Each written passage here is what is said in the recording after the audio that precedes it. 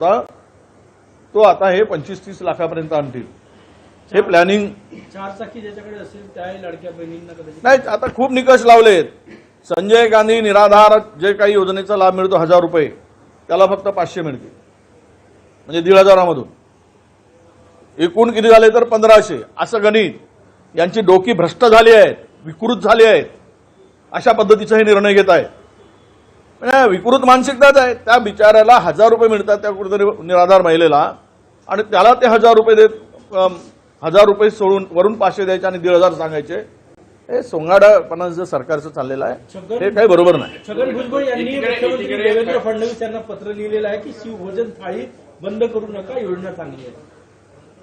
आता ते भुजबळ साहेबांचा सध्या फडणवीस साहेब ऐकतील अशी परिस्थिती आहे.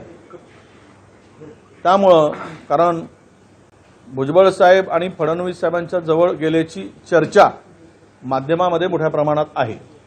तुमच्याकडूनच आम्ही ऐकतो आहे. आणि त्यामुळं आत्ताच्या स्थितीमध्ये भुजबळ साहेब हे फडणवीस साहेबांच्या किंवा भाजपच्या जवळ गेल्याचा मैत्रीपूर्ण संवाद साधताना मला दिसतंय.